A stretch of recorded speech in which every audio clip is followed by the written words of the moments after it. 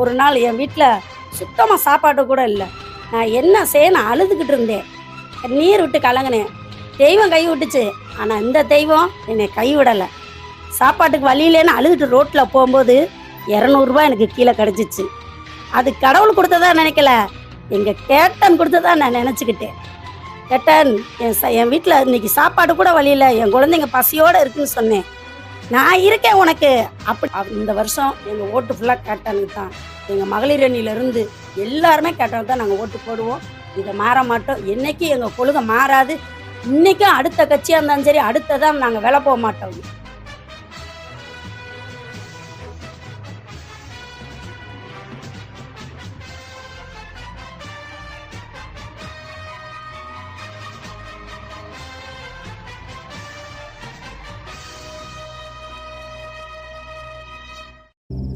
We are not sentimental idiots, sir. தமிழ்நாட்டு மக்கள் அவ்வளவு சீக்கிரமா யார் மேலேயும் அன்பு வச்சிட மாட்டாங்க. அப்படி வச்சுட்டா சாகர வரைக்கும் அந்த அன்பு மாறவே மாறாது. இந்த அன்பை தப்பா பயன்படுத்திட்ட தலைவருங்க இருக்காங்க. ஆனா தலைவனை ஏமாத்த ஒருத்த முடியல இல்ல சார். என்னையா இது? யாரோ ஒருத்தனுக்காக பெத்த மகனை இந்த அளவுக்கு யார் அவரு? எனக்கே அவரை பார்க்கணும் போல இருக்கு.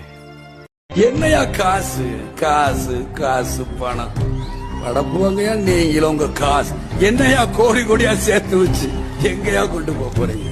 செத்தா கூட அருணாக்குடி அத்து விட்டுட்டு தான் உள்ளத்தி கொண்டு போய் போதைக்கிறான். காசு கிடையாது, ஒண்ணு கிடையாது. என்ன ஏக்கற நீ எடுத்துக்கியா? மக்கள் கொடுத்தது எடுத்துட்டு போய் எனக்கு தேவையில்லை. எனக்குன்னு ஒரு ஏதோ ஒரு இடம் கொடுப்பீங்க, அது இருக்கும்ல.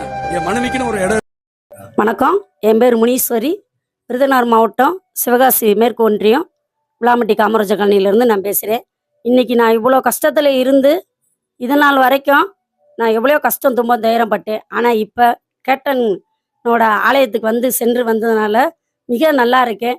ஏதோ என்னால் முடிஞ்சது வேலை செஞ்சு நான் சாப்பிட்டுக்கிட்டு இருக்கேன். ஆனால் இந்த பதிவை பார்த்து அந்நியார் அவர்கள் எனக்கு ஒரு உதவி செய்யணும். என்னோடய வீடு ரொம்ப மோச நிலையில் இருக்குது. நான் எவ்வளையோ தூரம் உங்களை பார்க்கணும் பேசணும் ட்ரை பண்ணேன், என்னால் முடியல. அதனால தான் இந்த பதிவை நான் போட்டு விட்றேன்.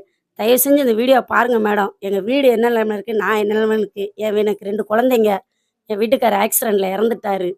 அதனால் இந்த வீடை எடுத்து சரி பண்ண முடியல. உங்களால் முடிஞ்ச உதவியை நீங்கள் செய்வீங்கன்னு நான் நம்புகிறேன். கேட்டன் எவ்வளோ செஞ்சுருக்காரு, நீங்கள் எவ்வளவோ செய்கிறீங்க.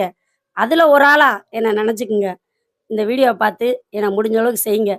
இன்னைக்கு பசின்னு வந்தவங்களுக்கு வயிற்றுக்கு சோறும் உடுத்துறகு துணியிலேருந்து இன்னைக்கு நல்லது கெட்டதுல இருந்து எவ்வளையோ கேட்டன் செஞ்சுருக்காரு.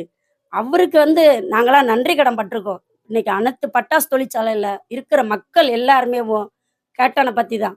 கேட்டன் ஒரு பேச்சுன்னு வந்துட்டாலே மக்கள் முகத்தில் அவ்வளோ ஒரு சிரிப்பு, அவ்வளோ ஒரு புன்னகை, அவ்வளோ ஒரு சந்தோஷம் இருக்குது. நீங்கள் நம்பாட்டிலையும் சரி மேடம், ஒரு நாள் என் வீட்டில் சுத்தமாக சாப்பாடு கூட இல்லை. நான் என்ன செய்யணும் அழுதுகிட்டு இருந்தேன், நீர் விட்டு கலங்கினேன். தெய்வம் கை விட்டுச்சு, ஆனால் இந்த தெய்வம் என்னை கைவிடலை.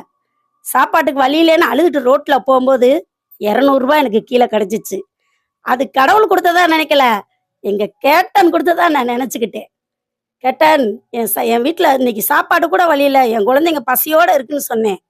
நான் இருக்கேன் உனக்கு அப்படின்னு எனக்கு நம்பிக்கை கொடுத்து 200 கீழே இருந்து எடுத்தேன். அன்னைக்கு அந்த காசை வச்சுதான் என் வீட்டில் நான் சாப்பாடு பண்ணி என் குழந்தைங்களும் கொடுத்து நான் சாப்பிட்டேன். அதே மாதிரிதான் இன்னைக்கு மக்கள் மனசுல ஒவ்வொரு இடத்துலையும் கேட்டன் இருக்காரு. கேட்டன் இல்லாத இடம் எங்கேயுமே இல்லை. கேட்டன் எங்கேயும் போல, நம்ம கூட தான் இருக்காங்க. எங்களோட அது உள்ளத்தோட உயிர் மூச்சா கலந்து இருக்காரு. அனைத்து பட்டாசு தொழிற்சாலையிலையும் அவர் இருக்காரு. இந்த வருஷம் எங்க ஓட்டு ஃபுல்லா கேட்டனுக்கு தான்.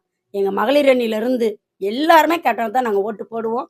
இதை மாற மாட்டோம். என்னைக்கும் எங்கள் கொள்கை மாறாது.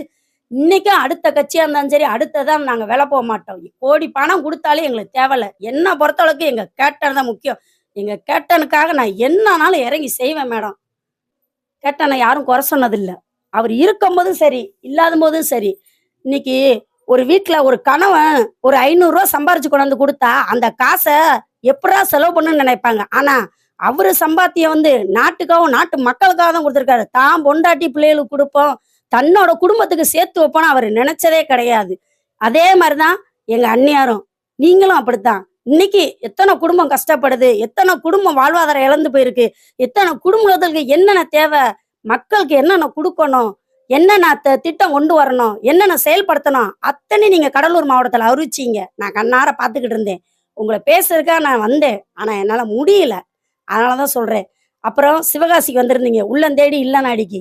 மேடம் மேடம்னு உங்க கையால நான் சேலை வாங்கினேன். உங்க பக்கத்துல தான் இருந்தேன். ஆனா உங்கள்கிட்ட என்னால பேச முடியல. மகளிர் அணி 1,00,000 பேர் வந்திருப்பாங்க. அந்த 1,00,000 பேர்ல நான் ஒருத்தி உங்க கிட்ட தான் நின்று உங்க கையால ஒரு சேலை வாங்கினது அது கடவுள் கொடுத்த வரம் கிடையாது. எங்க கேப்டன் கொடுத்த வரம். அவரே எனக்கு கையால வந்து கொடுத்த மாதிரி எனக்கு ஒரு பெருமை. அந்த சேலைய நான் இன்னும் கட்டல. அதை பீரோல பத்திரமா சாமி கொடுத்தத நம்ம கெட்டவா அது அவர் இடத்துல வச்சு பூஜை பண்ணுவோம்னு சொல்லி தான் நான் வச்சிருக்கேன்.